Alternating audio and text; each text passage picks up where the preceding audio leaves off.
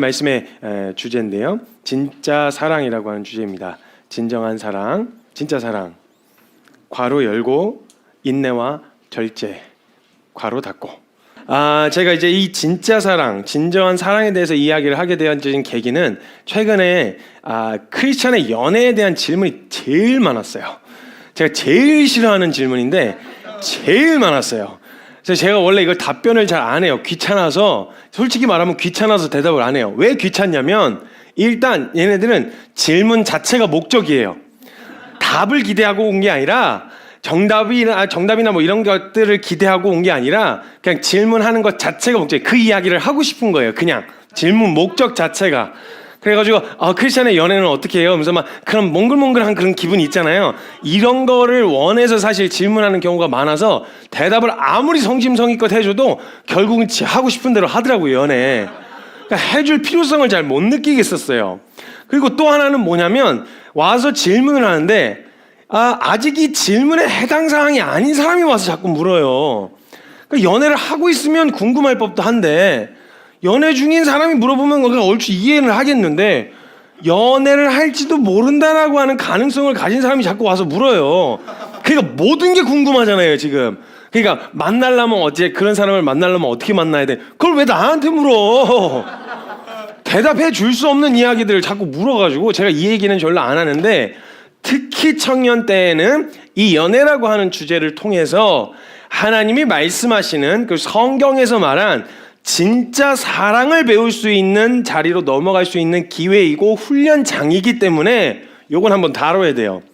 청년들에게 있어서는 그 영역이고, 또 우리 시간이 지나고 이제 세상에 이제 조금 모진풍파 겪어봤고 이제 뭐 그런 감정 같은 걸로 이제 막 그런 걸 기대하는 이런 시기는 지났다라고 하시는 분들도 반드시 진정한 사랑을 가르치시기 위해서 훈련시키시는 요소들이 분명히 있을 거예요. 근데 오늘은 초점을 좀 맞춰서 진짜 사랑을 위해서 무엇을 훈련시키셔야 되는지, 진짜 사랑으로 건너가기 위해서 우리가 흔히 이해하고 사랑이라고 생각하는 이 개념은요, 성경에서 말한 사랑의 의미를 알면서도 실제로 사랑이다, 사랑한다 라고 말하는 이 사랑의 단어를 굉장히 오해해서 사용하는 경우가 많고 단편적이고 편협하게 생각해서 사용하기 때문에 사랑에 대한 오해가 생겨요. 서로 간의 사랑에 대한 오해가 생기고 하나님과의 사랑의 안에서도 오해가 생기기 때문에 이건 중요한 부분이에요. 저는 그래서 크리스찬의 연애는 이런 식으로 하는 거 이런 식으로 얘기 안 해요. 결국 끌고 들어가는 영역은 그 하나님께서 말씀하신 진짜 사랑으로 건너 들어가야 되겠죠. 이 부분에 대한 말씀으로 이어지기 때문에 요건 한번 좀 다뤄야 될 것 같습니다. 먼저 본문 말씀 한번 찾아보겠습니다. 고린도전서 13장 4절에서부터 7절까지의 말씀입니다. 함께 읽겠습니다. 시작. 사랑은 오래 참고, 사랑은 온유하며, 시기하지 아니하며, 사랑은 자랑하지 아니하며, 교만하지 아니하며, 무례히 행하지 아니하며, 자기의 유익을 구하지 아니하며, 성내지 아니하며, 악한 것을 생각하지 아니하며, 불의를 기뻐하지 아니하며, 진리와 함께 기뻐하고, 모든 것을 참으며, 모든 것을 믿으며, 모든 것을 바라며, 모든 것을 견디느니라. 아멘. 우리가 사랑이라는 것을 이해할 때 보통 우리가 사랑이란 개념을요, 연애할 때 느끼는 그런 감정적 반응들이 있죠. 그런 정서들. 보통 이걸 사랑이라고 이해하는 경우가 굉장히 많습니다. 사랑한다 라고 이야기하실 때 그렇게 느껴지는 긍정적인 반응들, 긍정적인 감정들, 이런 것을 사랑이라고 이해하는 경우가 많은데, 지금 성경에서 이야기할 때는요, 보통 사랑할 만한 대상, 그러니까 이런 감정이 찾아 들어오게 만드는 대상들이 있잖아요. 사실 따지고 보면 이런 반응이 아니라 전혀 다른 반응으로 반응하게 하는 대상이 있고, 이런 정서가 찾아 들어오게 만드는 대상들이 있잖아요. 그런 사람들에게 흔히 우리가 그 사람이 어떤 조건을 갖추고 나에게 어떤 정서를 느끼게 하느냐에 따라서 찾아 들어오는 긍정적인 정서가 있는데, 지금 사랑장에서 이야기하는 요소는 뭐냐면 그 긍정적인 감정이 아니라 부정적인 감정들이 찾아오게 만드는 사람 있죠. 짜증나게 하는 사람 있잖아요. 그냥 가만히 있으면 건들지 않으면 괜찮은데 날 짜증나게 만들고 화가 나게 만들고 그냥 막 얼굴만 봐도 막 짜증나게 만드는 이런 부정적 감정을 찾아 들어오게 만드는 사람들을 어떻게 사랑하는지가 사랑장에 적혀 있어요. 그럼 사랑의 핵심은 뭐냐? 그러니까 이건요, 그냥 감정적으로 받쳐줄 때 그냥 하시면 돼요. 그게 사랑이 아닌 게 아니에요. 뒤에도 얘기할 거지만 그게 사랑이 아니다라는 말씀을 드리는 게 아니에요. 사랑이에요. 근데 감정이 뒷받침해주는 대상이 있으면 그건 그렇게 표현하시면 돼요. 근데 문제는 뭐냐면 가장 중요하게 진짜 사랑은 대상과 그 사람의 상태와 내가 느끼는 정서에 영향을 받지 않아요. 누구에게나 모든 이에게 이루어져야 되는 일이에요. 그럼 냅둬서 잘할 일이면 잘할 일을 어차피 냅둬서 잘할 일을 뭐하러 일일이 설명을 하겠어요. 구구절절히 설명할 이유가 없어요. 그렇게 느껴지지 않는 대상을 어떻게 사랑할 수 있는지에 대한 이야기를 고린도전서 13장에다 담아놨어요. 그러니까 우리가 생각하는 그런 사랑에 대한 따뜻하고 뭔가 뜨끈뜨끈하고 막 그렇게 막 두근거리고 설레는 이런 감정을 이야기한 게 아니라 여긴 되게 처절함에 대한 이야기를 해요. 처절해야 돼. 왜냐면 사랑할 수밖에 없는 사람, 그게 자연스럽게 되는 사람에게 그게 가능한데 그렇게 절대 할 수 없을 것 같은 사람도 동일하게 사랑해야 되잖아요. 사랑은요, 뒤에도 이야기하지만 완전한 속성 자체가 완전한 속성이기 때문에요, 대상과 신분을 가리지 않아요. 모든 이에게 흘러갈 수 있어야 돼요. 이게 사랑이 가지고 있는 힘이에요. 근데 이 감정이 뒷받침해주지 않는 자를 대할 때 그도 사랑해야 되는데 그를 대하고 그를 사랑하려고 할 때 어떻게 사랑해야 되냐는 거예요. 이걸 우리가 잘 알지 못하고 만약에 사랑이라고 하는 사랑을 감정과 우리가 느끼는 어떤 정서로만 이해하기 시작하면 이렇게 되어지면 사랑할 수 있는 사람이 있고 사랑할 수 없는 사람이 생겨요. 그럼 우리가 성경에서 말한 우리는 크리스찬이니까 이해할 수 있는 게 뭐냐면 하나님이 우리를 사랑하신 사랑이 우리 사랑하셨던 사랑이 우리의 상태를 고려했거나 우리의 수준을 고려했거나 누군가에겐 주는데 하나님 느끼시기에 누군가에겐 주는데 하나님 보시기에 부정적인 애들 있잖아요. 말 더럽게 안 듣는 애들. 그런 사람에게는 해당되어지지 않는 사랑이라면 이걸 사랑이라 보기 어렵듯이 우리도 마찬가지로 진짜 사랑, 그런 사랑으로 사랑하려면 대상과 그 사람의 상태, 내 감정의 상태에 영향을 받아서는 안 된다라는 거예요. 이게 굉장히 중요한 부분이라는 거예요. 우리가 느끼는 감정, 저절로 일어나는 설레임, 두근거림으로 이해할 때가 있는데 이걸 사랑이 아니라고 볼 수는 없어요. 틀린 것이 아닙니다. 그런데 그러한 정서들은 사랑이란 속성 안에 포함되어 있는 부분적인 특징들이지 이것 자체가 사랑의 전부다라고 이해하면 큰일 난다는 거예요. 사랑은 그게 사랑이 아니에요. 근데 이건요, 교회를 다니든 안 다니든 성경을 알든 알지 못하든 상관없이 사랑이 뭐야? 라고 이야기했을 때 진짜 사랑이 뭡니까? 라고 이야기할 때 사람들이 느껴지는 정서는 전부 다 성경에서 이야기한 사랑하고 동일해요. 재밌게도 사람들에게 느끼는 정서를 보면요, 그 사람들이 이해하고 있는 사랑이란 개념이 사실은 성경에서 이야기하는 사랑과 다르지 않아요. 다만 성경은 사랑하라고 했고 근데 우리가 원하는 건 뭐냐면 그런 사랑으로 사랑받기를 원하고 이 차이가 있을 뿐이지 우리가 이해하는 사랑이 사실 암묵적으로 내가 그냥 사용하는 사랑은 그런 사랑이에요. 내가 하려고 하는 사랑은 우리가 그냥 감정적인 요소로만 하는 사랑. 근데 희한하게 받으려고 하는 사랑은 되게 성경적이에요. 믿든지 안 믿든지 상관없이 되게 성경적인 사랑을 기대한다는 거예요. 우리가 사랑이라는 말의 의미를 굉장히 단편적으로만 이해하고 정의를 하고 있는 거예요. 성경적으로 이야기할 때 사랑은요, 말씀드렸던 것처럼 자체가 완전한 속성이에요. 그래서 성경은 하나님은 사랑이 넘치신다라고 표현하지 않았어요. 하나님은 사랑이시다라고 표현하셨어요. 하나님 이꼬르 사랑이에요. 하나님이 완전하신 만큼 그분이 지니신 사랑이란 속성 역시 완전하다라는 거예요. 이건 다른 조건이나 기준들을 붙일 필요가 없어요. 사랑 그 자체로 완전한 거예요. 그러니까 만약에요, 사랑을 하되 어떤 기준과 조건이 붙으면 그건 사랑이 아니에요. 왜냐하면 다른 조건이나 기준이 붙지 않아도 될 만큼 사랑은 완전하거든요. 근데 내가 만약에 어떤 조건에 의해서 그 사람을 사랑한다고 말했다, 이건 사랑이 아니에요. 그 조건이 좋은 거지. 그 사람을 사랑하는 게 아니란 말이에요. 그러면 그 사람이 가지고 있었던 조건 때문에 사랑이 있는데 이 조건이 떨어져 나가면 사랑도 떨어져 나가게 되어지는 거죠. 그러니까 그 대상이 아닌 조건을 좋아했다 이렇게 표현할 수 있어도 그 사람을 사랑한 것이다 라고 보기에는 어렵다는 거예요. 사랑은요, 이 완전한 속성이기 때문에 왜 사랑하냐고 물으면 다른 이유로 대답할 수가 없어요. 뭐 어떤 조건을 붙여서 이야기할 필요가 없어요. 설명이 안 돼요. 이건 사랑 자체가 완전한 속성이어서. 그래서 왜 사랑하냐 물으면 사랑하니까 사랑한다, 이렇게밖에 대답할 길이 없다라는 거예요. 사랑이라고 하는 개념은 가타부터 다른 이유가 붙으면 그건 사랑이 아니라는 거죠. 그만큼 사랑은 완전한 속성이에요. 그래서요, 받는 입장에서도 이런 사랑을 기대해요. 예를 들면 이런 거예요. 형제들이 진짜 난감할 때 이런 아주 살얼음판 같은 질문 앞에 서게 될 때가 있어요. 인생 최고의 딜레마에 빠지면서 이 신중에 신중을 또 기하면서 굉장히 불안하고 두려운 질문, 어제 살얼음판 같은 질문 앞에 놓일 때가 있는데 언제냐면 뭐 연애할 때나 뭐 결혼했을 때나 이럴 때 이제 아내가 자기야 나 사랑해? 라고 묻는 이 질문이요. 뭔가 살벌해요. 사랑하냐고 묻는 건데 되게 살벌해요. 뭔가 질문이 들어오면 일단 긴장을 할 수밖에 없어요. 형제들은 정답을 원하는 대답을 해줘야 되니까 긴장을 하고 사랑하냐 물으면 여기서 정직하면 큰일 나요. 여기서 정직하면 큰일 나요. 그러니까 이때는 뭐 선이든 뭐든 할 때 거짓말 해야 돼요. 들려줘야지. 가정의 평화를 위해서. 사랑하지 그럼 당연하지 이렇게 얘기하면 끝나면 얼마나 좋아요.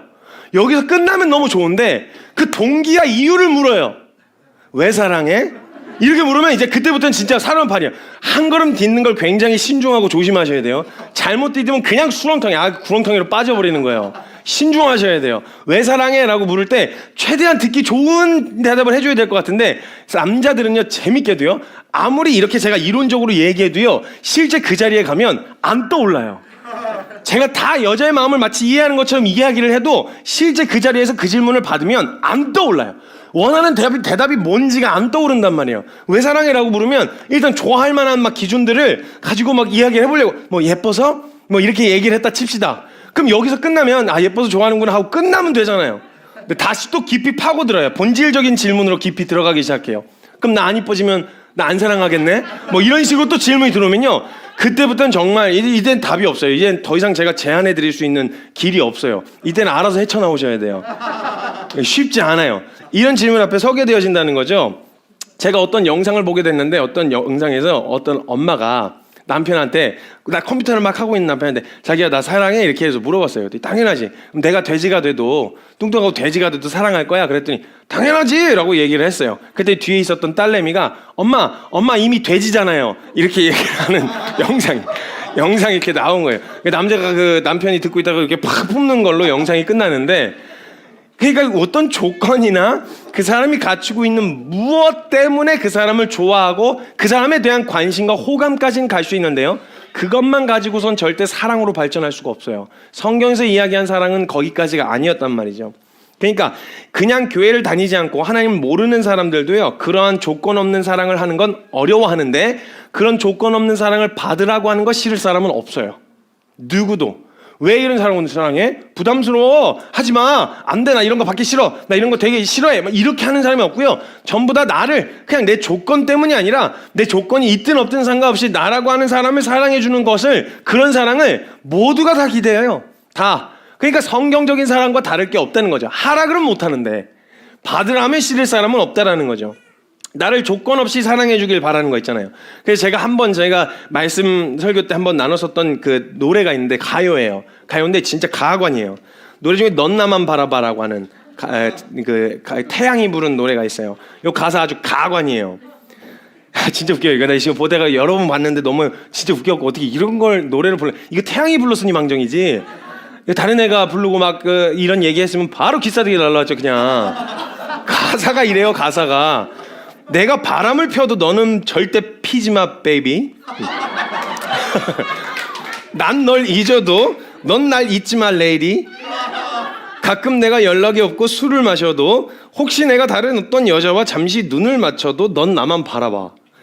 내가 이기적인 거란 걸 난 너무 잘 알아. 난 매일 무의미한 시간 속에 매일 이렇게 더럽혀지지만 베이비 너만은 언제나 순수하게 남길 바래. 이게 내 진심인걸. 널 향한 믿음인걸. 죽어도 날 떠나지 마.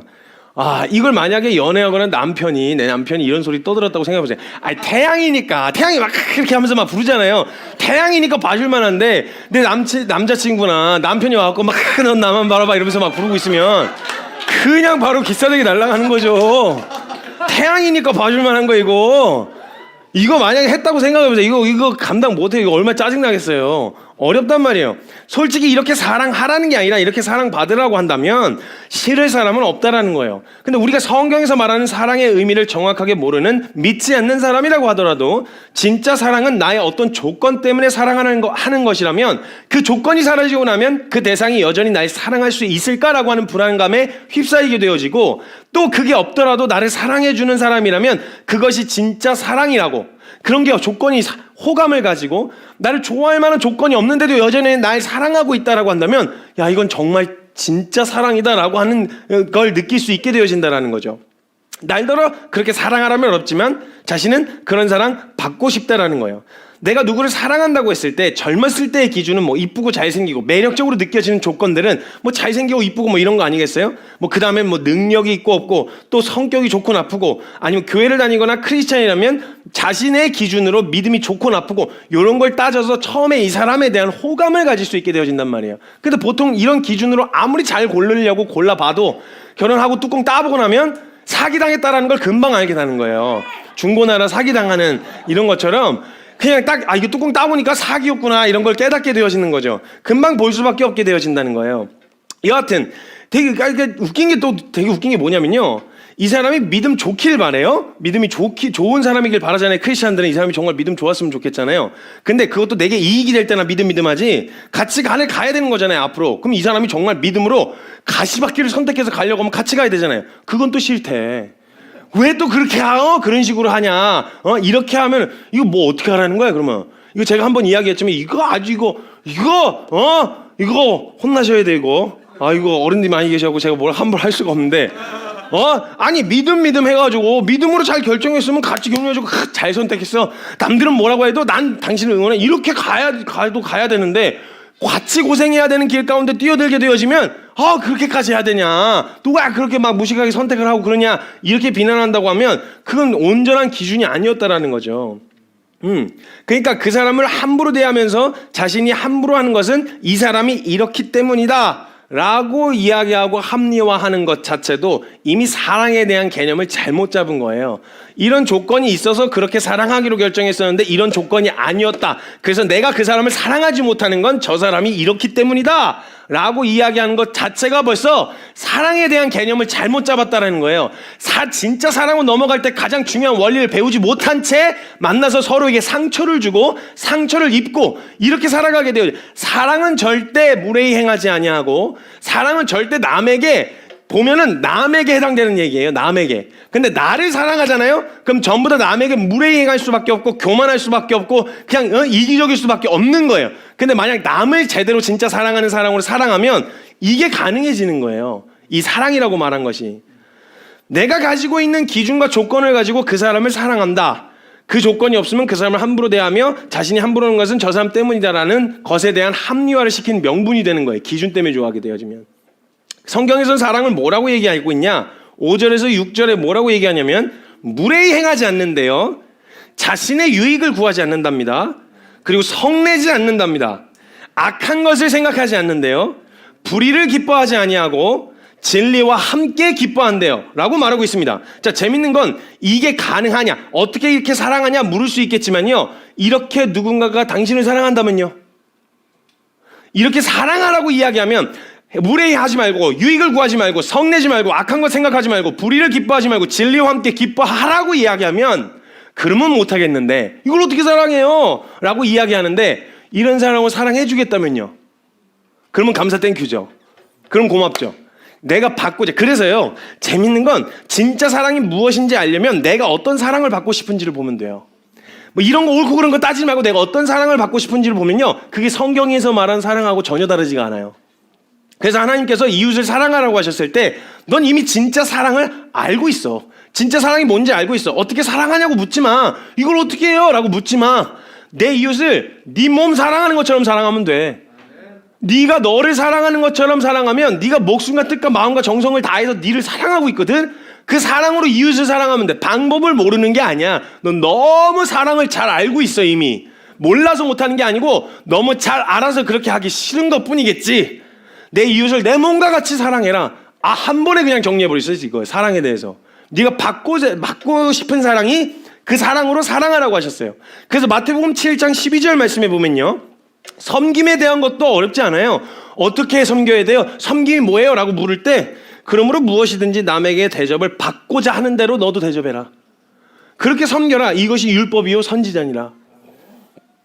이게 가장 정확해요. 우리에게 실제로 그렇게 실행할 능력이 없어서 그렇지 우린 이미 사랑도 알고 있고요. 섬김도 알고 있습니다. 이미. 어떻게 섬겨야 되고 어떻게 사랑해야 되는지를.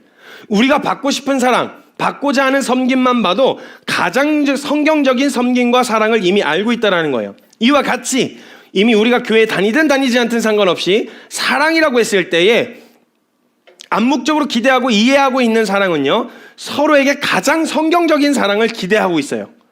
성경에서 말하는 사랑과 전혀 다르지 않아요. 한 가지 다르다면 말씀드렸던 것처럼 성경은 그런 사랑으로 사랑하라는 거고, 우리는 그런 사랑으로 사랑받겠다는 거고, 요 차이가 있을 뿐 우리가 이해하고 있는 사랑은 다르지 않아요.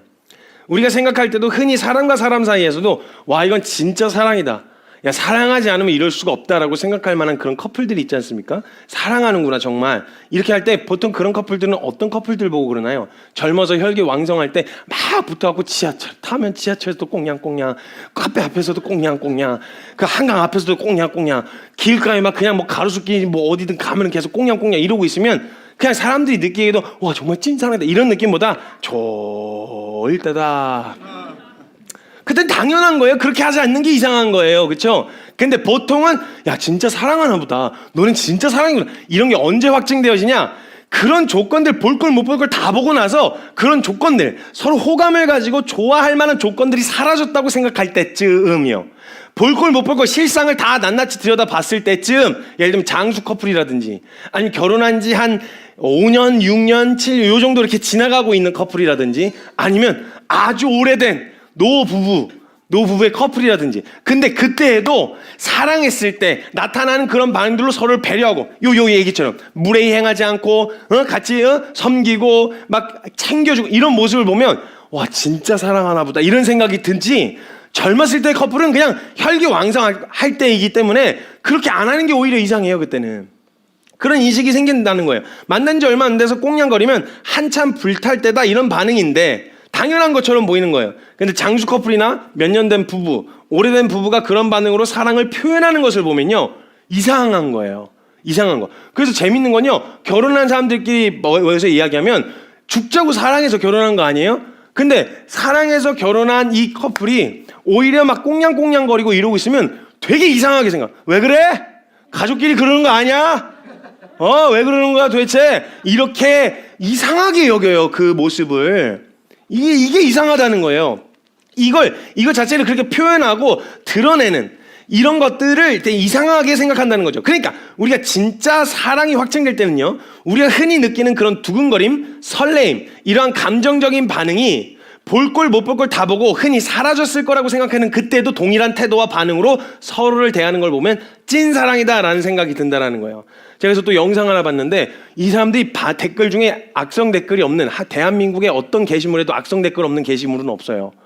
그냥 뭐가 이렇게 화가 다 들어차 있는지 뭐만 갔다 하면 뭐 이렇게 뭐든지 다 트집을 잡고 시비를 걸어요. 근데 한 번도 그 영상에 달린 댓글 중에서는 그러니까 악성 댓글을 본 적이 없는데, 어떤 영상이었냐면 백발의 할아버지가 장미꽃 한 송이를 들고 공항에서 이렇게 기다리고 계신 거예요.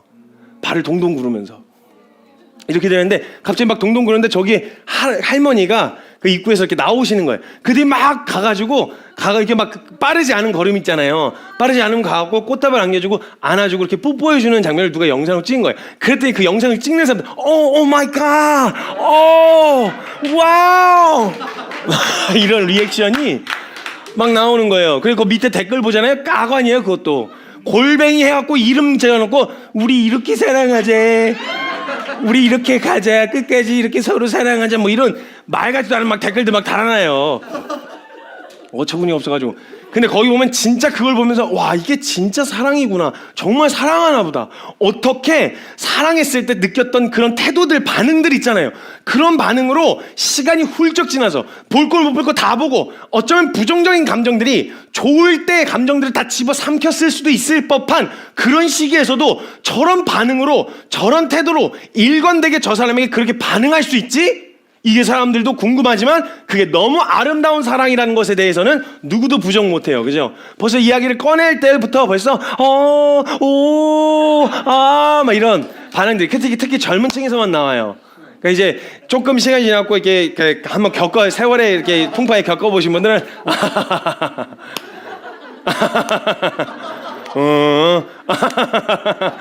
그냥 요런 반응 정도? 그러니까 뭐가 그냥 큰 감동도 감격도 없어요. 이미 시달릴 만큼 다 시달려서 굉장히 무뎌진 상황이기 때문에 뭐 그런 거 갖고 막 청년들이나 막 그런 로망 있잖아요.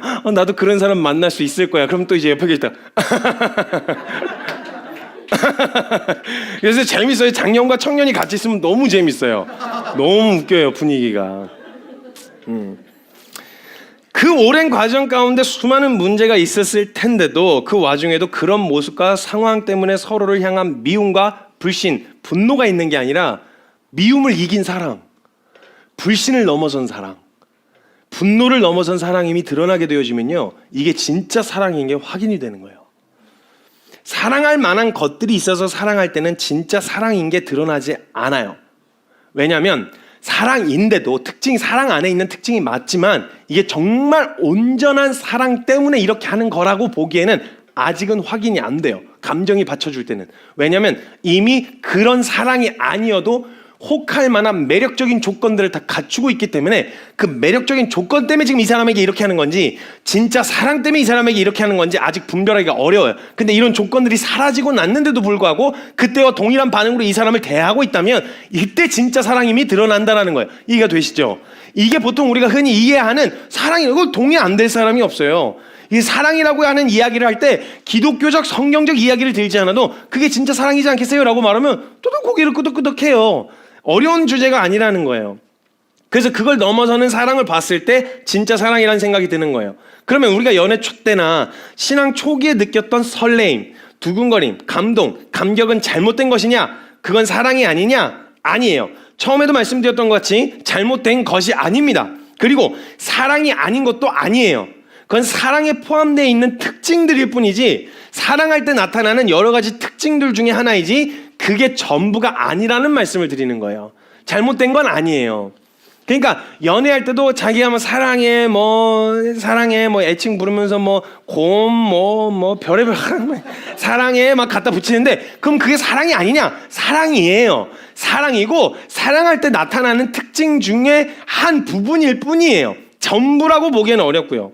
그리고 사랑은요, 사랑할 때 나타나지 않는 이해되지 않는 헌신과 희생과 설레임, 두근거림은 분명 사랑 안에 특징이 맞아요. 있는 특징이. 왜냐하면 성경에서도 그렇게 반응하셨거든요. 주님이. 그리고 하나님을 사랑했던 사람들도 이런 이해할 수 없는 헌신, 희생, 그 설레임, 막 두근거림, 감격, 감동 이런 것들로 차서 신앙생활을 했던 걸 보면 이런 특징들은 사랑이 아니라고 보기에는 어려워요.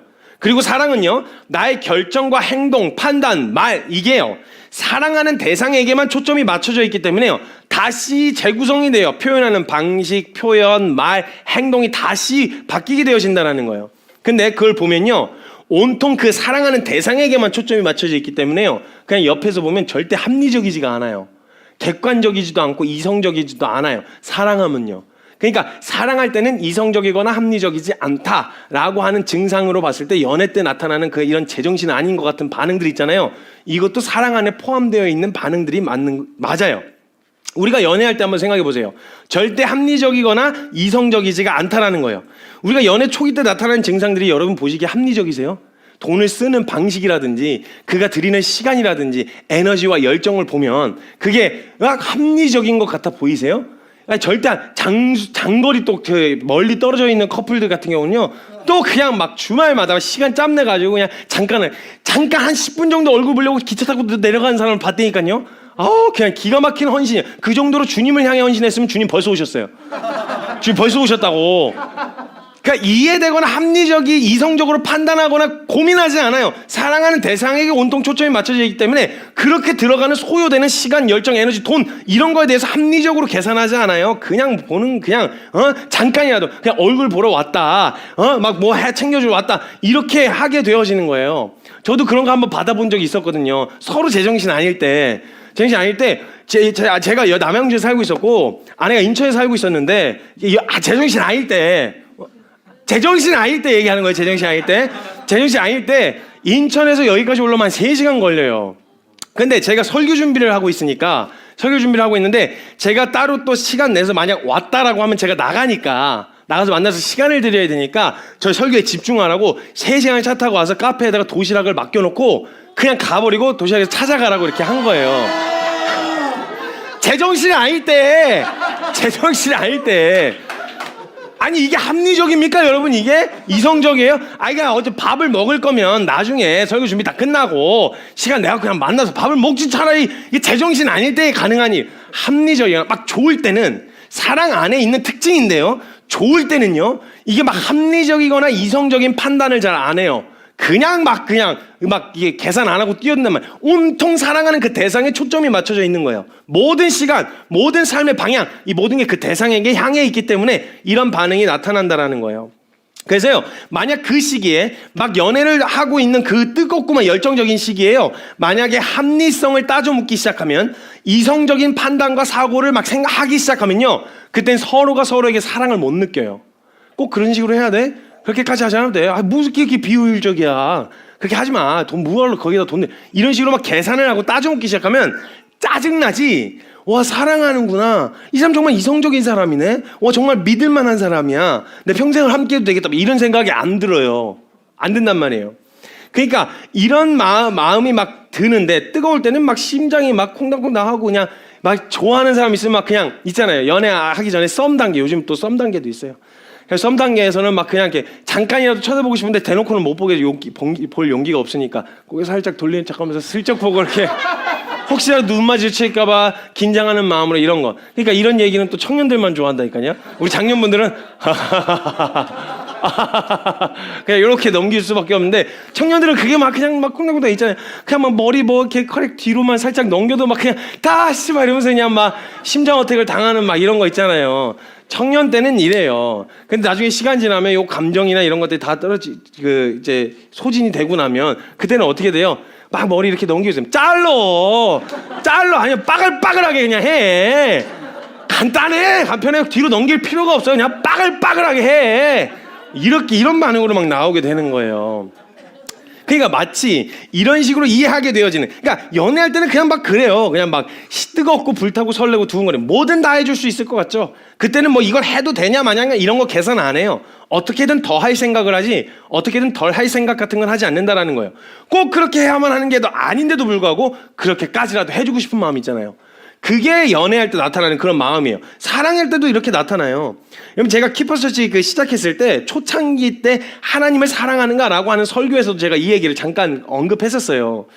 이성적인 판단과 합리적인 결정보다는 사랑하는 대상의 원함에 더 신경을 쓰게 되어져요. 남자는 제가 다시 말씀드리지만 기능 자체가 공감 능력이 현저히 떨어집니다. 공감 능력 자체가 떨어지기 때문에 남자는 여자가 뭔가 어려워한다, 표정으로 어려워하는 표정이 나타났다, 거기까지만 알아요. 딱 거기까지만. 뭐 때문에 어려운지는 모르고요, 그냥 어렵구나까지만 알아요. 그래서 남자는 그냥 물어보죠. 왜 그래? 뭐 뭔 일 있어? 그럼 얘기를 해주면 되잖아요. 안 해요. 없대. 분명 얼굴 표정이 썩었는데 자기는 아니래. 어려운 게 아니래. 그래서 물어보면 대답을 해주면 되는데 아니라고 끝까지 해놓고 계속 표정이 안 좋고 분위기가 이상해지니까 계속 캐물으면 그것 때문에 또 짜증나는 거예요. 얹어서 더 짜증나니까 나 괜찮았는데 네가 계속 이렇게 물어갖고 나 더 짜증날라 그래. 뭐 이런 식으로 나와요 또. 그럼 진짜 아무 일 없어야 되잖아요. 그럼 아무 일 없으면 되는데 실제로 뭔가 있어요. 그래서 제가 자매들의 심리가 궁금해서 물어봤어요. 너 왜 그러냐? 얘기를 해라 그냥. 자매들 왜 그러는 거야 도대체? 물어봤더니 이런 정서라고 이야기를 하더라고요. 나는 뭔가에 삐졌어. 근데 내가 생각해도 삐질 만한 주제가 아닌데 삐졌어. 근데 그런 걸로 삐진 내가 너무 싫어. 이렇게 좀 쿨하게 넘겨주고 싶은데 그런 걸로 삐지고 상처받고 있는 내가 너무 싫어. 그래서 더 짜증나는 이런 상태인데 그걸 왜 우리한테 그래? 그걸 왜? 진짜. 그러니까 어디까지 어려워한다는 거는 아는데 뭐 때문에 어려운지는 모른다는 거예요. 이제 이런 상황에 놓여지게 되어져서, 근데 연애할 때는 이게 어떻게든 막 그 초점이 맞춰져 있었고 막 공감해 주려고 하고 막 이렇게 애를 써주려고 한단 말이죠. 근데 어려워하는 이유를 이야기할 때요, 만약에 내가 막 누구 때문에 짜증나, 누구 때문에 힘들어 뭐 이러고 있었는데 만약에 그 듣고 있었던 남자들이 희한하게 공식을 아는데도 그게 안 나와요. 진짜 희한해요. 공식을 알아요. 그때는 그냥 닥치고 공감해주면 된다는 거.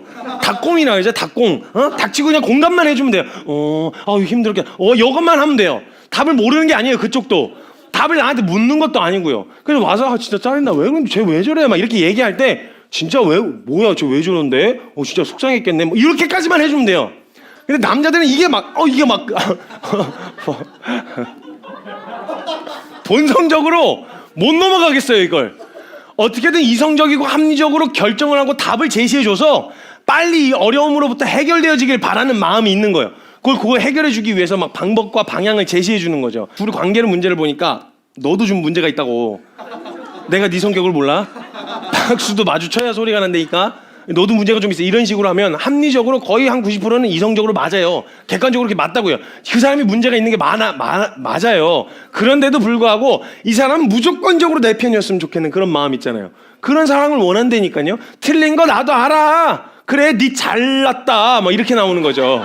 잘났다. 다 헤쳐먹어라. 막 이런 식으로 나오게 된다는 거예요. 사랑을 느끼기가 어려워진다고요.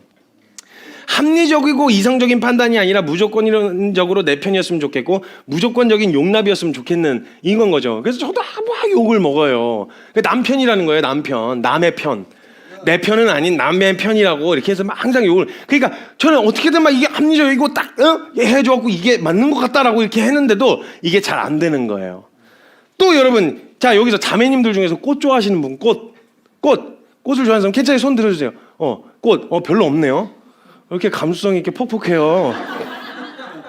꽃 좋아하는 사람은 형제들 중에서 꽃 좋아하는 사람 있어요? 돈 주고 산다. 형제가 더 많아. 희한하네. 보통 이상하다. 큰일 났네. 이거 강의 주제 바꿔야 되겠네 이거. 저는 일단 꽃을 이해할 수가 없어요. 그냥 꽂혀 있는 드레핀 꽃을 보라라고 말씀하신 성경을 묵상하는 것 이외에 어떤 의미도 제게 없어요. 근데 이게 꽃집에서 그래서 꽃을 다발로 사거나 뭐 이렇게 사는 것에 대한 필요성과 이해함은 저는 전혀 없어요. 왜 그 돈을 주고, 여러분 꽃 한 다발 값이 얼마인지 아시죠? 장난 아니에요. 근데 이 꽃은, 자매들에게 있어 꽃은요, 이 느낌이 그게 이제 좀 우리 교회는 좀 되게 감성이 팍팍한데 대부분 제가 돌아다니고 보면요, 이 꽃을 좋아하는 자매님들은요, 꽃은요 각각 색별로 이쁘고요, 말라도 이뻐요. 그냥 말려놓고 봐도 이쁜 거예요. 그래가지고 이 꽃에 대한 막 애착과 애정과 막 이런 마음이 있어서 그냥 못 지나쳐요. 와 너무 이쁘다 막 이렇게 한단 말이에요. 근데 이제 저도 제정신 아닐 때 인천에서 이제 부평역 지나가고 이렇게 내려가는 길이었어요. 그때 이제 내려가는 길에 꽃집이 많아요. 꽃집이 많은데 거기서 그 지나가다가, 그때는 여자친구였었던 지금의 아내가 여기에 내려가면서 그 꽃집에 꽃 이쁘다 이렇게 이야기를 한 거죠. 사달란 말이 아니었어요. 필요하단 말도 아니었고, 갖고 있었으면 좋겠다, 막 가졌으면 좋겠다, 사달란 말이 아니었어요. 근데 사랑하면요, 해주고 싶은 그 원함을 굉장히 귀를 기울이고 해주고 싶은 소망함이 든 거예요. 그래서 내려가다 잠깐만, 나 제철력 뭐 놓고 온 것 같아. 이렇게 가가지고 한 송이 사가지고 제정신 아닐 때 이렇게 이런 반응들이 막 나타난다라는 거죠. 그러니까 사랑의 안에 있는 특징 중에 이런 연애 감정, 느낄 때 연애 감정들은 사랑 안에 있는 특징들 중에 하나가 맞다라는 이야기를 해드리는 거예요. 이걸 잘못된 거다, 틀렸다라고 보기엔 어렵다라는 거예요. 우리를 사랑하신 사랑도 그래서 보면요, 합리적이고 이성적이지가 않으셨어요. 하나님이 사랑하셔서 내리신 결정이 합리적이든가요? 저와 여러분을 위해서 내리신 결정이, 우리를 위해 죽으셨단 말이, 아니 그렇게 해줘도 고마운 줄도 모르고 그냥 개기고 계속 반역하고 이럴 텐데, 그럼 무의미한 투자를 하신 것이 과연 합리적이고 이성적인가요? 아니잖아요. 하나님이 우리 사랑하셨을 때 나타났던 반응들을 봐서도 사랑에 나타나는 어떤 연애 감정 때 나타나는 그 도드라지는 특징들이 하나님에게서도 우리를 사랑하실 때 나타났던 특징이었다는 것을 볼 수 있다는 거예요. 그런 증상은 맞아요. 우리가 느끼기에도 하라 그러면 어렵지만 이런 사랑을 받고 싶어하는 거 보면 사랑에 포함된 반응이 맞다는 거예요. 그러니까 저는 연애에 대해서 굉장히 부정적이고 회의적이지 않다는 이야기를 하고 있는 거예요. 맞다, 틀린 게 아니다. 그 감정 자체를 틀리다, 잘못됐다라고 보기는 어렵다라고 하는데, 이것처럼 연애 감정도 사랑이라는 속성에 포함되어 있는 부분이기 때문에 사랑이 아니라고 할 수는 없어서 열정적이고 희생적이고 헌신적인 이런 반응들이 나타나게 한단 말이죠. 그런데 그 감정과 정서를 사랑의 일부분이라고 생각해야 되는데 그게 전부라고 해석하게 되어졌을 때 문제가 생긴다고요. 사랑의 전부가 그런 뜨거운 열정, 감정, 두근거리는 설렘, 이걸로만 생각하게 되어지면 그 다음부터 내게 일어나는 정서와 반응들을 이해를 못하고 해석을 못해요. 그래서 어려워지기 시작하는 거예요. 우리가 사랑을 단지 좋을 때 나타나는 감정과 정서들로만 해석하고 이해하고 있으면 되게 위험해요. 왜냐면 감정은 기복이 있거든요. 기복은요, 그 사람 때문에도 생기지만 내 상태 때문에도 생겨요. 이 사람이 어떠한 게 아니고 내가 좋아한다고 말했던 그 조건이 사라진 것도 아닌데 그 조건을 바라보는 관점이 바뀌어도 이 기복이 생기기 때문에 이것만을 사랑이라고 보기에는 어려워요. 굉장히 위험해진다라는 거예요. 근데 우리가 보통 그렇게 이해를 하고 있단 말이에요. 사랑을 이해할 때.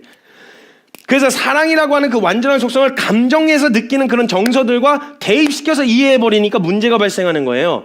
우리가 사랑을 느끼는 감정, 정서인 연애 감정으로 이해하면요. 사랑이라는 게요. 감정과 본능과 욕구에 굉장히 지나치게 의존이 돼요. 사랑이라는 개념이. 그래서 우리가 느끼는 정서, 감정, 본능, 욕구 여기에 너무 지나치게 의존되어지기 때문에 그러면 이제 컨트롤이 안 돼요. 주체가 안 돼요. 이걸. 주체 못하고 그냥 막 하게 되어져요. 그렇게 되어지면 반드시 상처를 입게 되어져요. 상처를 주고 상처를 받아요.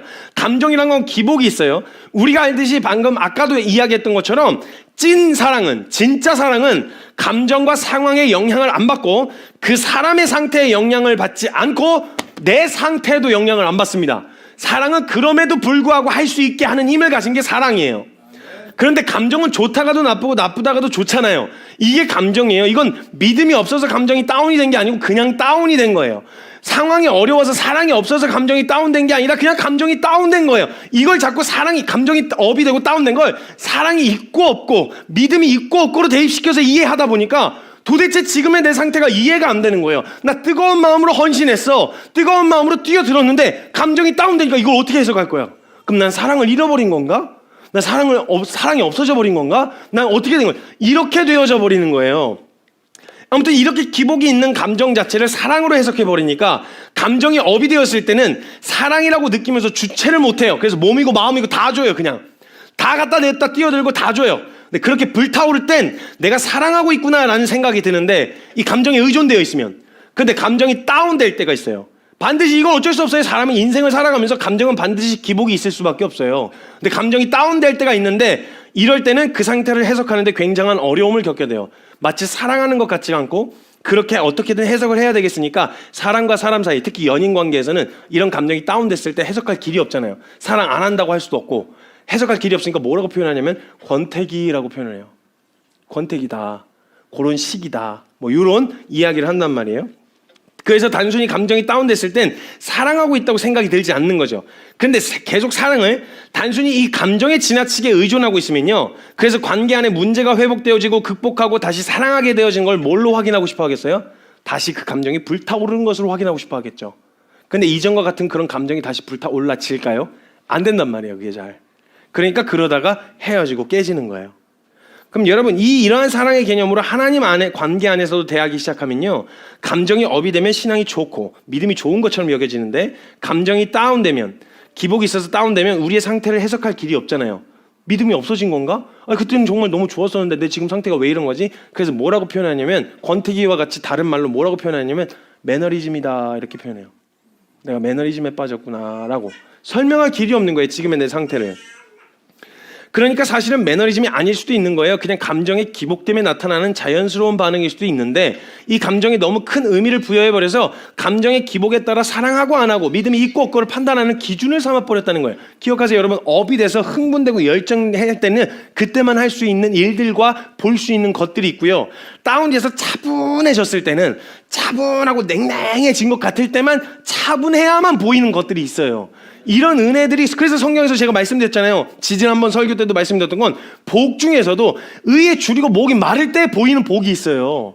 심령이 가난할 때만 보이는 복이 있단 말이에요. 근데 심령이 가난해지고 막 해줘졌을 때 이때는 마치 주님이 날 버리신 것 같고 떠난 것 같고 하나님 날 사랑하시지 않는 것 같다라고 하는 인식을 갖고 있거나 그건 거꾸로 말하면 반사적으로 뭘 이야기하고 있는 거예요? 나에게 늘 두근거림과 늘 설레는 마음, 늘 기분 좋고 늘 행복하고 늘 즐거운 이런 정서가 내 안에 있어야만 온전한 믿음을 유지하고 있다는 생각이 든단 말 아니에요. 하나님도 날 사랑하신다는 표현을 그런 식으로 표현하실 거라는 생각이 드는 거죠. 이렇게 이해하기 시작하면 내게 어려운 상황이 찾아왔을 때를 해석을 못해요. 그래서 계속 어려워하잖아요. 어려운 상황이 찾아오면 자기가 자초한 시련일 수도 있는데 그걸 갖다가 하나님 마치 주신 고난인 것처럼 막 이렇게 막 하나님한테 따져먹고 그럴 때가 있단 말이에요. 그건 상관이 없어요. 이거하고는 별개란 말이에요. 사실 이걸 떼어놓고 가야 되는데 우리가 그렇게 이해하다 보니까 너무 지나치게 의존이 돼 있는 게 문제라는 거예요. 이 상태로 여러분 연애를 한다고 생각해 보세요. 무슨 일이 일어나겠어요? 청년들 좋아 미치겠어. 그럼 이걸 컨트롤할 줄 몰라. 주체가 안 돼. 그래서 막 쏟아져요. 근데 감정이 다운됐네. 그래서 느껴지지 않아. 그럼 이걸 주체 못하고 표현한 그 표현 그대로 싫은 것도 고스란히 그렇게 표현할 거 아니에요. 싫어, 막 짜증나, 어려워, 힘들어. 이거 자체도 아주 적나라하게 표현하게 되어질 거 아니에요. 이게 문제라는 거예요. 이게 사랑이란 개념을 감정으로 이해하니까 뜨겁다가 식어버리는 일시적인 걸로 생각하는 거예요. 사랑은 영원해요. 하나님이 영원하신 것처럼. 근데 어떤 상황과 환경에도 영향을 받지 않는 게 사랑인데, 문제는 이 영역을 사랑을 감정으로 이해해버리고 해석을 해버려서 그 다음부터 성경의 내용이 도저히 이해가 안 되는 거예요. 납득도 받아들여지지도 않고. 그러니까 다시 회복되어진 상태를 이전에 처음 만났을 때 느꼈던 그런 감정들, 설레임, 두근거림, 뜨거운 열정 등을 느끼는 그때로 돌아가려고 하는 거예요. 근데 잘 돼야 안 돼요? 안 되죠. 그러니까 다시 회복하기가 어려워져서 관계를 그만둬요. 근데 문제가 여기 또 있어요. 그리고 나서 다시 그런 사랑을 찾아 나서려고 한다면 또 뭐에 충실하게, 무슨 기준으로 충실해서 찾아 나서겠어요? 또 그런 나를 설레게 해줄, 날 두근거리게 해줄, 나를 품어줄, 나를 막 열정적이게 해줄 이런 감정을 찾아서 쫓아가게 되어지는 거예요. 나의 감정을 자극시켜서 나를 흥분하게 하고 나를 설레게 하고 감동을 주고 감격을 주는 대상을 찾아 나서지 않겠어요? 딱 기준도 없이 이 상태로 돌아다니잖아요. 요런 사람들만 골라서 접근하는 제비 같은 것들이 있어요. 누구냐? 사단이에요. 아주 기가 막히게 이런 사람들의 정서를 기가 막히게 알고 있어서 이런 마음으로 날 흥분시켜주고 내 감정, 왜냐면 그걸 그렇게 이해하고 있었으니까. 그래서 사랑은 그 감정을 충족시켜주는 것이라고 생각을 하고, 난 널 사랑해 줄 수 있어, 너의 인생을 가장, 너 감정들을 마음껏 표출하고 너 마음껏 이렇게 해 라고 해서 그걸 목말라서 찾아다니던 인간들만 골라 잡아가지고 아주 제비처럼 들러붙는 애들인데, 사단이 그래요. 아주 기가 막히게 들러붙어요. 그래가지고 마치 자신이 모든 것을 다 해줄 수 있는 것만큼 다 풀어놔. 이 감정과 욕구를 마음껏 풀어놓잖아. 너 그럼 진짜 행복할 거야. 그 사람도 마음껏 너를 그건 진짜 너를 사랑한다고 생각. 너를 사랑해야 돼. 너가 스스로를 사랑해야 돼. 그래서 이게 막 충족이 되어질 거야. 그래서 그 원한과 욕구를 그대로 분출시켜도 괜찮은 것처럼 하게 해요. 그래서 몸이고 마음이고 다 퍼주게 만드는 거예요. 근데 그걸 쫓아가게 되어지면 감정은 또 기복이 있잖아요. 그럼 똑같은 결론에 이르게 돼요. 그렇게 해오는 동안 이미 여럿에게 상처를 받고 여럿에게 상처를 주게 되어지는, 사랑이라는 게 누군가를 해집고 상처를 줄 수도 있다라고 하는 속성이라고 이해하게 된다는 거죠. 그럼 단순히 감정이 식은 것뿐인데 사랑 자체에 대한 회의가 느껴지는 거예요. 막 불타다가 식어버리는 게 사랑이구나. 그런 게 사랑이구나. 욕구는 욕구대로 분출이 됐고 감정은 감정대로 다 소모되었으니 더 이상 기대할 게 없는 거예요. 자신이 원하는 대로 욕구도 분출하고 원하는 대로 다 했으니 행복해야 되잖아요. 아니 그걸 못해서 그렇게 답답함을 느끼는 거냐 크리스찬들이. 이것도 못하고 저것도 못하고 그럼 무슨 재미로 살아요? 뭐 이런 얘기를 해요. 꼭 그거 제대로 안 뛰어들어본 애들이 그런 얘기 하거든요. 아니 이것도 못하고 저것도 못하면 도대체 무슨 이거 무슨 재미로 사냐고요. 뭐 이래요. 아니 운동을 할 놈이었으면 이것도 먹지 마라 저것도 먹지 마라가 일단 하지 말라가 많잖아요. 왜냐면 그 운동해야 되는 사람에 맞지 않는 습관들이 잡혀 있으니까 이거 하지 말고 식단 조절하시고요. 이거 하지 마시고 이거 하지 말라고 할 거 아니에요. 그럼 이것도 못하고 저것도 못하고 이거 못하면 그럼 나 무슨 재미로 살아요? 빼지 마 살. 그리 살아. 그러면 그냥 건강이 뭐 어떻게 되든 네가 네 인생이지. 이게 우리가 당연히 이해하고 있는 거 아니에요? 아니 그러면 너무 어울리지 않는, 이대로 가면 내 인생이 피폐해질 수도 있는 잘못된 정서들을 가지고 있어서 이것도 하지 말고 저것도 하지 말고 저것도 하지 마라 라고 이야기하는데, 교회 다른 사람들은 잘 몰라서, 그 복음에 대한 핵심을 몰라서 이것에 대해서 이게 알지 못하면 이걸 왜 해야 되는지 모르니까, 아니 예를 들면 건강을 위해서 운동을 해야 된다는 동기가 부여된 사람은 그거 이렇게 하려고 하는 동기가 같이 부여될 거 아니에요. 밥도 좀 조절해야 되겠다, 식단 조절도 하고 운동도 이렇게 되어지는데, 갑자기 대뜸 너 밥도 먹지 말고 뭣도 하지 말고 뭣도 하지 마 라고 이야기하면 왜? 이렇게 묻겠죠. 모르는 사람은 그게 이해가 가는데 교회 안에 있는 사람들에게, 믿는다고 말하는 사람들에게 얘기해도 교회 안에 믿는 사람들이 벌써 그 얘기를 하는 거야. 이것도 못하고 저것도 못하면 무슨 재미로 살아요? 그럼 따르지 마. 안 하면 되잖아. 아니 내가 뭐 간신히 막 믿어달라고 사정해야 돼요? 믿어주세요 믿어주세요 이렇게 해서 사정해서 데리고 가야 돼요? 아니 살 길이 있고 부유하고 풍성하게 사는 삶이, 돈 많게 내가 원하는 대로 하는 삶이 부유한 게 아니에요. 그거 피폐해지는 삶이에요. 진짜 부유한 삶은요, 말씀대로 순종할 때, 제가 왜 말씀대로 순종하는 삶이 부유하다고 말하냐면, 우리에게 순종해야 될 그 말씀이 우리가 가장 부유할 수 있는 삶의 방향을 제시하세요. 이렇게 살면 너가 가장 인간답게, 사람답게, 내가 계획했던 대로, 목적대로 쓰여질 수 있으니까 가장 부유해질 거야. 그걸 말씀하셔서 순종하라는 건데, 이것도 못하고 저것도 못하고 막 이런 생각만 계속 갖고 있게 되어진다는 거예요. 그러니까 욕구도 분출하고 원하는 대로 다 했으니 행복해야 되는데, 근데 대한민국의 결혼율, 이혼율은 뭘로 설명할 거예요? 예전보다 많이 자유분방해졌잖아요.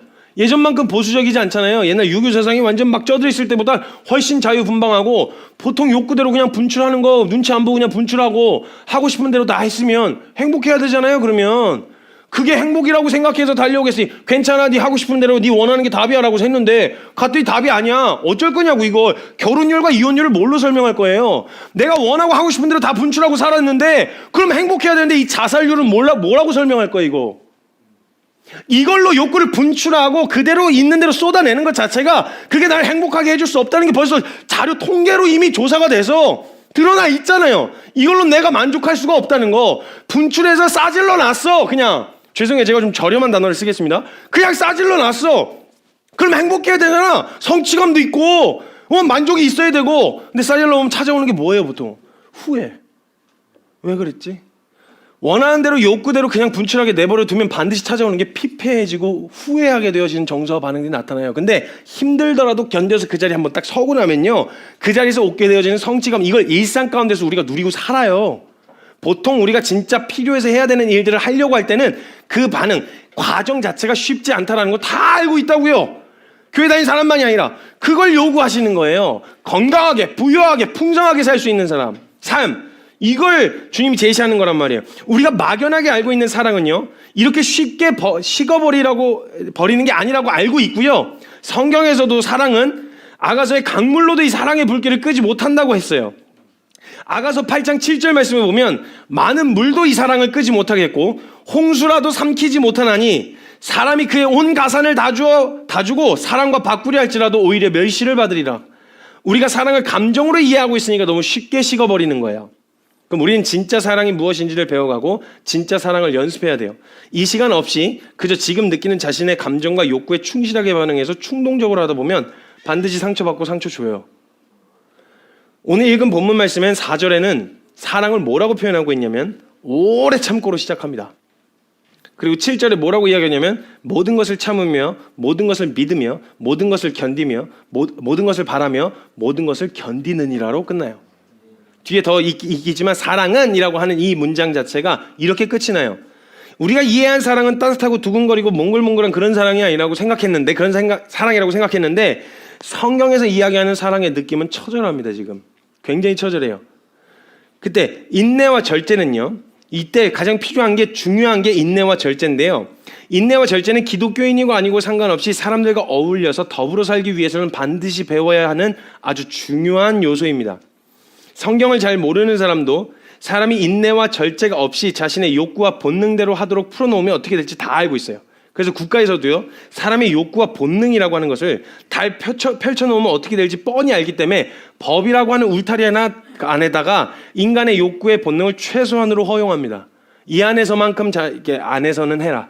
이 밖으로 넘어가면 반드시 누군가를 해하고 파멸로 이끌어가니까, 공동체 자체가 파멸이니까 이 안에서만 허용해요.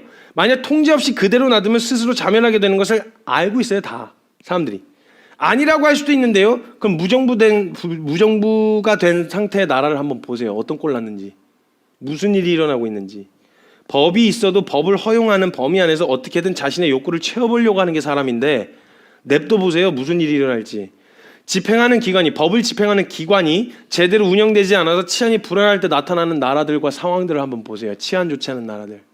별별 일 다 일어나요.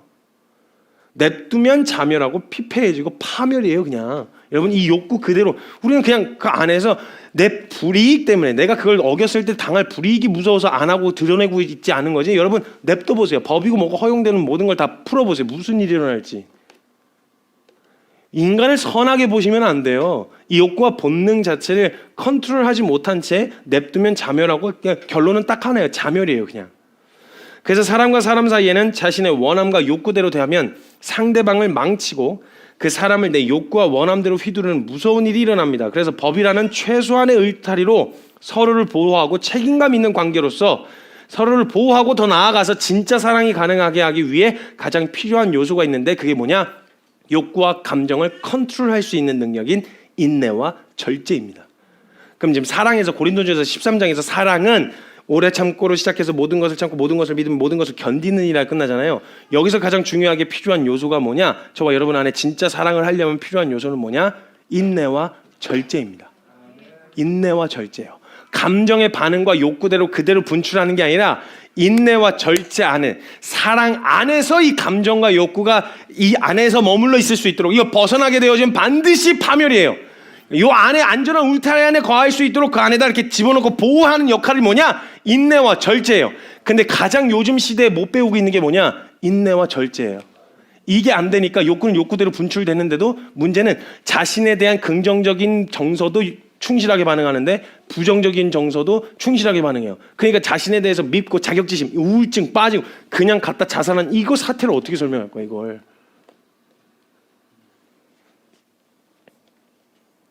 우리가 사람과 사람 사이에서 욕구와 원함대로 하면 어떤 공동체도 돌아가질 않아요. 냅두면. 그래서 항상 모든 공동체는 그 공동체 나름대로의 규율과 가이드가 존재해요. 최소한으로 지킬 가이드가 필요하다라는 거예요. 상생할 가이드요. 불이익 때문이라도 하도록. 그런데 사랑은 불이익 때문이 아니라 사랑하기 때문에 시키지 않아도 사랑하는 대상을 위해 자발적으로 나의 욕구와 원함을 컨트롤하게 해요. 이게 사랑이 가지고 있는 힘이에요. 그러니까 사랑은 역동적인 에너지를 가진 감정과 욕구를 포함해서 그것을 컨트롤하는 능력인 인내와 절제도 포함되어 있는 게 사랑이에요. 단순 연애 감정만 있는 게 아니라. 근데 이걸 원함과 욕구에 충실하게 반응하는 감정으로 해석해놨으니 사랑이라는 이름으로 서로에게 상처를 주고 상처를 받는 이런 일들이 일어나게 되어지는 거예요. 남이 어떻게 되든 나만 좋으면 되고 나만 싫으면 싫은 거예요. 컨트롤이 전혀 안 되는 거예요. 그러니 원함과 욕구대로 싸질러 놓고 책임은 지기 싫고 부담스러우면 애 지우고 아니면 버리고. 여러분 결혼율은 줄어들고 출산율은 줄어들고 있는데 유기 되는 아이들은 늘고 있어요. 이건 또 어떻게 설명할까 이걸. 이 컨트롤되지 않는 이 인간의 이 악한 이걸 만약에 율법이라고 하는 거 막 딱딱하다 뭐 어렵다 이렇게 하는데 그거 보호 안 시켜 놓으셨으면 그냥 자멸이었어요. 냅두니까 어떻게 되는지 보이시잖아요. 노아의 방주 사건 왜 일어났어요? 난장판이었어요. 냅두면 난장판이에요. 가나안 거민들 정복하라고 얘기하셨을 때 거기 왜 들어가서 거기를 저기 하라고 정복하라고 얘기하셨냐면 난장판이었어요. 거기 기준도 뭣도 없이 인간의 욕구를 그냥 있는 대로 분출하니까 난장판이에요. 난장판. 보통 나오는 뭐 소돔과 고모라 난장판이었어요. 냅둬도 그거에 대한 보응을 이미 받기로 작정되어 있었던 그런 상황이었단 말이에요. 이거 최소한의 가이드도 없으면요 인간 그냥 자멸이에요. 불보듯 뻔해요. 이거 다 알고 있어요. 그러니 법을 만들어놨죠. 안 그랬으면 법 없이 살게 냅뒀겠죠. 그래도 살 수 있었으면. 안 된다는 걸 모두가 다 알고 있단 말이에요. 그러니까 이걸 있는 대로 해놓고 욕구대로 해놓고 책임은 지기 싫은, 이거 어떻게 설명할 거예요? 그래서 관계에서 가장 중요한 속성인 사랑이라는 속성에서 가장 중요하게 먼저 다뤄져야 되는 게 바로 인내와 절제예요. 컨트롤할 수 있는가? 내가 이 사람을 사랑하는 진짜 사랑을 위해서 여러 가지 조건들에 의하여 매력적으로 먼저 호감을 느꼈을 수도 있어요. 오케이. 그러나 이 감정 자체와 욕구 자체를 그대로 분출하게 되어지면 이 대상에게 고스란히 부정적인 감정도 욕구도 그대로 분출하게 되니까 진짜 사랑을 위해서 그런 조건들이 없어도 이 사람을 끝까지 사랑할 수 있게 하려는 진짜 사랑으로 발전하려면 인내와 절제를 배워야 된다고요. 그래서 혼전 순결을 말하는 거예요. 종교인 만들려고 하는 게 아니라. 그때 그걸 연습해 볼 수 있는 기회가 그때밖에 없어요. 그때밖에. 근데 그 왜 요즘 같은 시대에도 그딴 소리 하고 있냐? 이런 얘기를 제가 들어요. 해봐. 어떻게 되나. 해보시라고. 이 인내와 절제를 배우지만 다른 루트로도 배울 수 있지만 여러분 생각해보세요. 성관계라는 게 결혼하기 전이랑 후가 뭐가 달라졌다고 결혼하고 나면 죄시하지 않고 결혼하기 전에는 죄시하냐고요. 존재가 달라진 거 아니잖아요. 근데 공인된 약속되고 공인된 책임감 있는 관계 안에서 내가 그냥 내 원하는 대로 휘두르는 게 아니라 최소한의 인내와 절제로서 내가 원한다고 싫으면 안 하고 하면 원하면 하고 이런 관계가 아니라 끝까지 함께 갈 사람으로서 책임감 있는 사람으로 대하게 하기 위해서 안전장치 울타리를 치는 거예요. 결혼이라는 것으로. 울타리를 쳐놓고 하다가 싫으면 말어 이게 아니라 울타리를 쳐놓고 그 안에서 같이 안전한 울타리에서 책임 있는 모두가 공인된 관계 안에서 허용되어야만 이게 욕구는 욕구대로 분출되고 감정은 감정대로 분출돼서 상처내고 해짓고 깨진 이런 일이 일어나지 않도록 최소한의 가이드인 거예요. 최소한의 가이드. 최소한의 가이드. 인내와 절제. 이걸 청년의 시기에 배워볼 수 있는 거, 특히 연애라고 하는 것을 통해서 이 인내와 절제를 배울 수 있는 그 훈련 요소가 뭐냐면 혼전순결이라는 거예요. 근데 이걸 배우지 않은 채 결혼했다. 뭐 이걸 배우지 않고 결혼해서도 다 문제가 생기냐 그런 것도 아니에요. 근데 반드시 인내와 절제라고 하는 요소는 반드시 배워야 돼요. 이거 배우지 않으면 진짜 온전한 사랑으로 넘어갈 수가 없게 되어진다는 거예요. 그래서 이야기하는 거예요.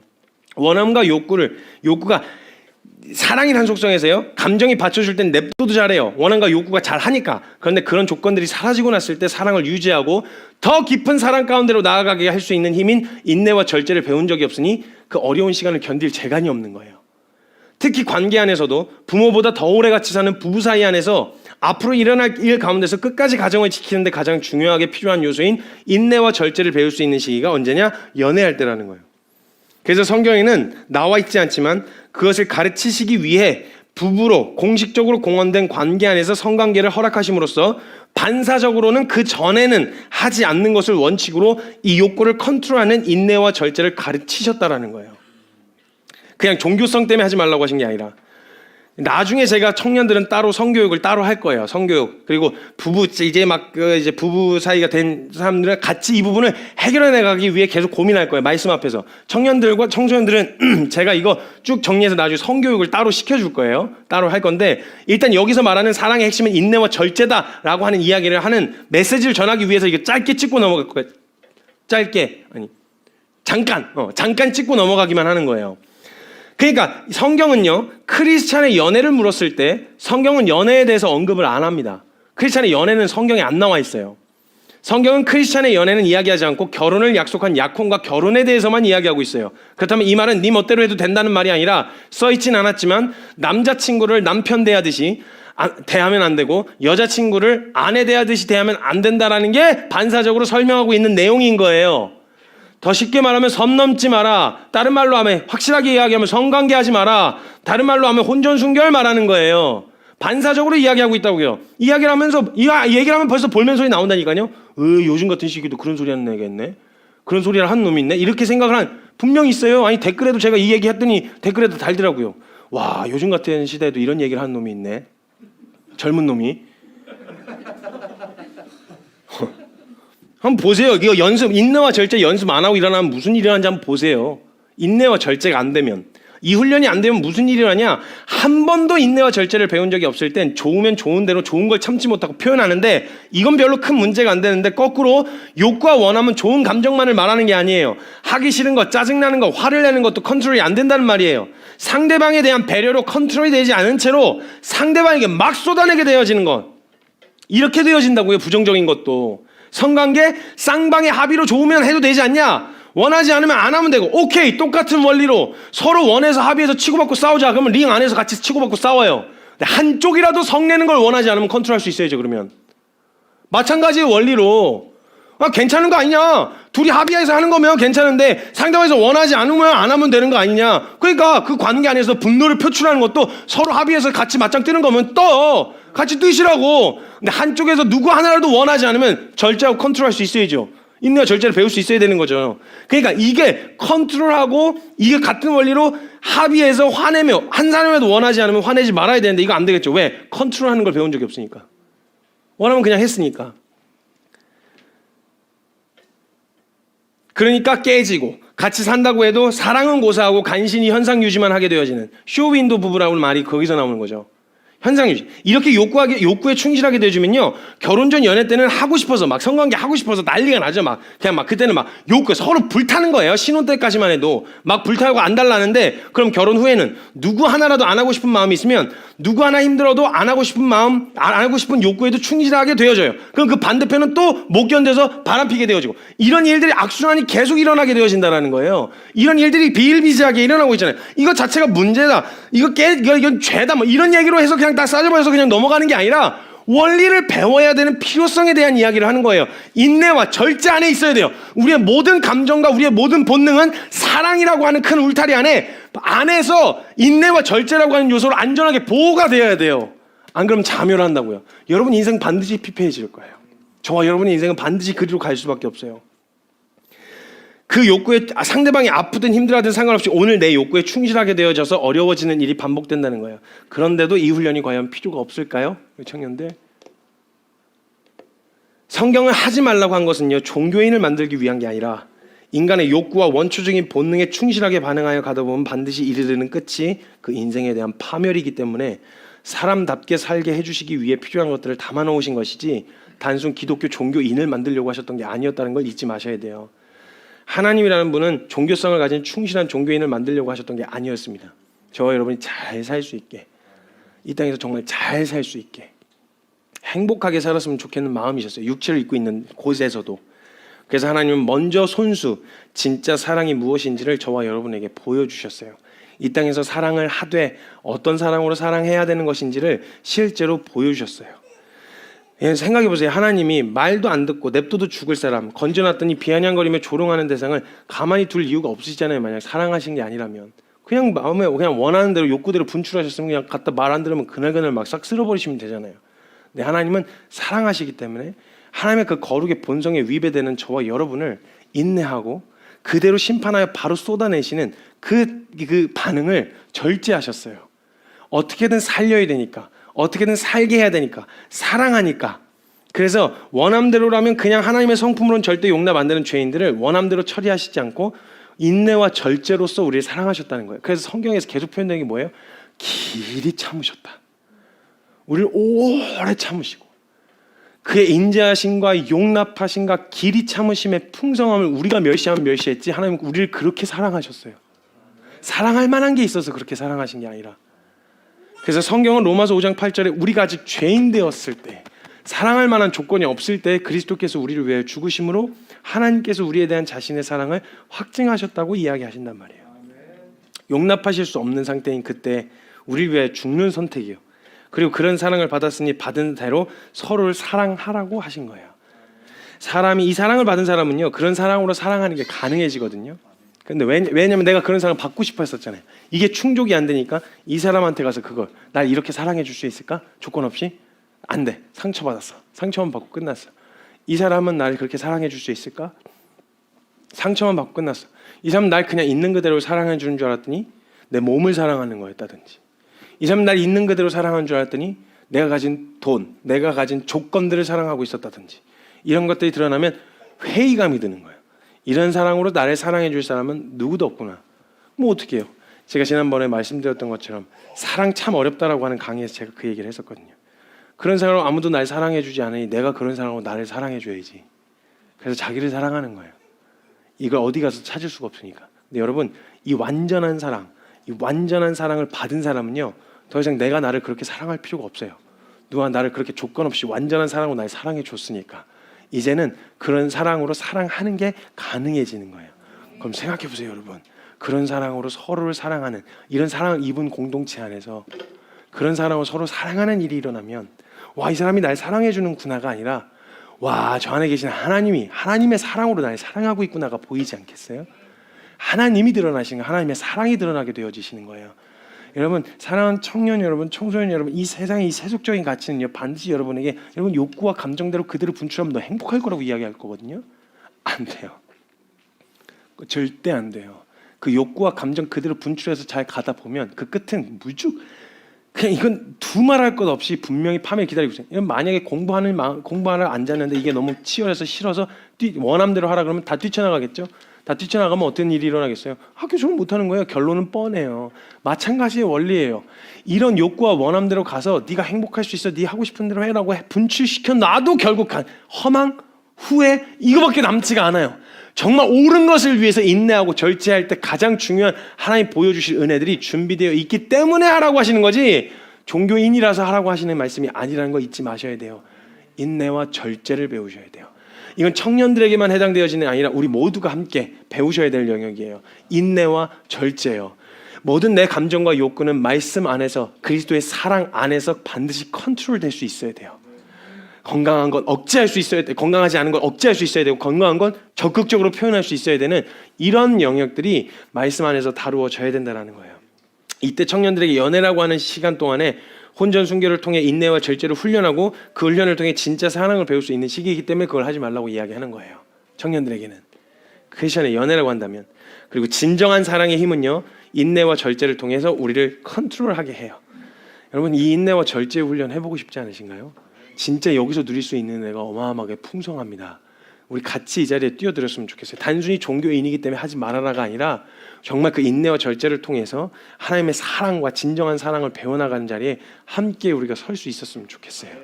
건강하게 우리의 삶을 정돈하고 생활과 관계와 재정의 영역에서 하나님 말씀 앞에서 말씀을 통해 절제하고 인내하는 이 훈련들을 통해 하나님의 사랑을 경험하시는 저와 여러분 되셨으면 좋겠습니다. 이 시간 잠깐 같이 함께 기도합시다. 여러 가지 특히 사람과 사람 사이 안에 일어나는 이런 일들로 여러 가지 많은 아픔이 있으신 분들이 계세요. 알고 있고요. 또 수도 없이 많이 그런 아픔을 가진 사람들이랑 같이 교제하고 이야기를 나눠봐요. 사람에 의해서 상처받아서 더 사람이 무서워진 사람, 깨어진 가정, 부모와 자식 간의 관계, 친구와 친구의 관계, 연인 사이에서의 관계, 부부 사이 안에서의 관계, 이 관계 안에서 큰 어려움을 겪고 아파하시는 분들 많이 만나요. 그런 과정들을 절하고 그런 과정들과 그런 시간들이 없었겠어요? 그런 시간들을 지나고 이어가는 동안에 우리가 정말 그 시간을 통해서 배워야 할 것이 있는데 사랑하는 법이에요. 만약에 이걸 진짜 사랑으로 넘어가지 않으면요, 그런 사랑으로 날 사랑해 줄 수 있는 사람이 있을까 하고 사람을 주변을 찾아보게 되어져요.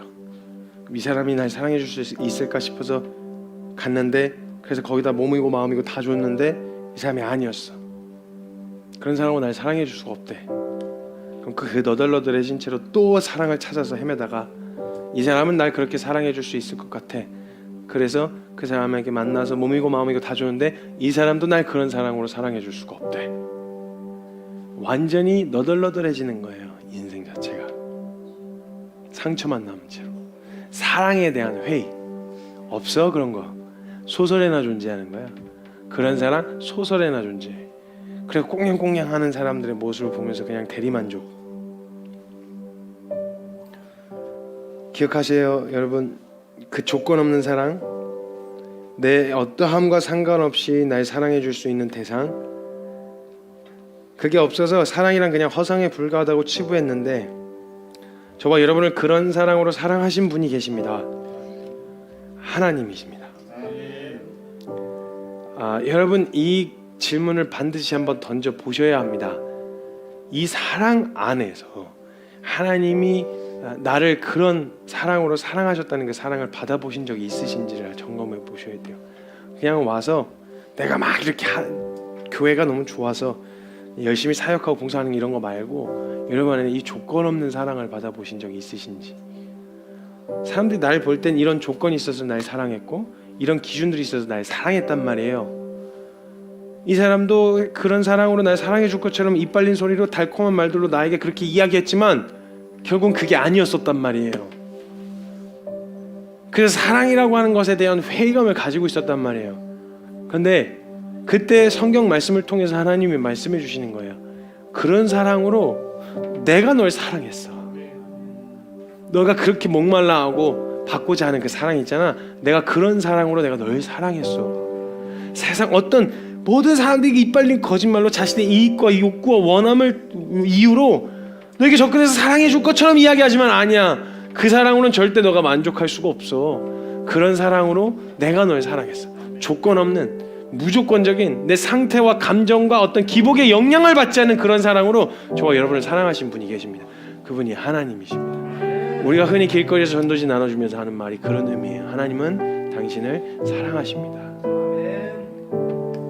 이런 의미가 담겨 있는 거예요. 그래서 하나님은 저와 여러분을 오래 참으셨어요.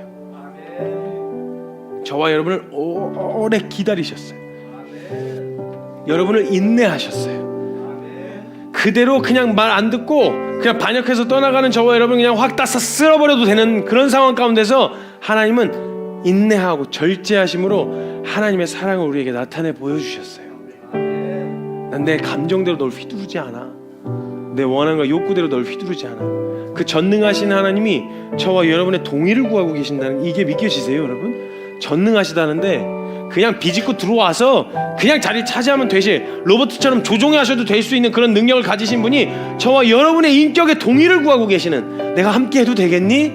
내가 너의 마음을 열고 들어가도 되겠니? 밖에 서서 문을 두드리고 계시는 그 하나님, 이게 어떻게 하나님이 사랑이시다라고 하는, 이게 사랑이 아니고서 어떻게 그렇게 하실 수 있겠어요? 욕구와 원함대로 휘두르지 않으셨어요. 하나님은 기다리고 기회를 주시고 동의를 구하셨어요. 오늘도 저와 여러분에게 동의를 구하실 거예요. 내가 혹시 들어가도 되겠니? 내가 그런 사람으로 널 사랑했는데 내 마음에 내가 너 좀 가도 되겠니? 들어가도 되겠니? 라고 물으시고 동의를 구하신 그 하나님 앞에 오늘 좀 함께 서는 시간이 되셨으면 좋겠어요. 여러분, 이 사랑 받으면 사랑해라 마라, 사랑 너무 어려워 이런 소리 안 해요. 그 어려운 사랑을, 우리 사랑하신 사랑을 이미 경험한 사람은 그런 소리 안 해요. 그러니까 먼저 그 사랑 안에 거하셔야 돼요. 예, 하나님, 그런 사랑 받고 싶어요. 저 그래서 그거 찾아 헤맸어요. 이 사람은 날 그렇게 사랑해 줄 수 있을까 싶어서, 이 사람은 날 그렇게 품어줄 수 있을까 해서 했지만 그 어떤 사람도 날 그렇게 품어줄 수 있는 사람이 없었어요. 근데 만약 주님이 날 그런 사랑을 사랑해 주신다면요, 하나님, 저 그런 사랑 받고 싶어요. 저 그런 사랑에 목말랐어요. 그래서 하나님, 그런 사랑 받겠습니다. 마음을 열고 우리 그분을 주님 모시는 그런 믿음의 기도로 나아갈 수 있었으면 좋겠어요. 이 결정인 거예요. 종교인이 되겠다는 결정이 아니라 하나님의 사랑을 받겠다는 결정인 거예요. 우리 이 결정으로 주님 앞에 좀 나아갑시다. 하나님, 저 그 사랑 안에 거하고 싶어요. 진짜 사랑 안에서 만족하는 게 뭔지 알고 싶어요. 늘 후회와 피폐한 가운데 그런 결론으로 살고 싶지 않아요. 하나님, 이 안에 거할 때 안전하고 행복하고 평안이 뭔지 알고 싶어요. 하나님, 그 사랑 안으로 가겠습니다. 하나님, 그 사랑 받아들이겠습니다. 우리 그 믿음의 기도로 함께 기도하며, 동성으로 함께 기도하며 나아가겠습니다. 기도합시다. 하나님,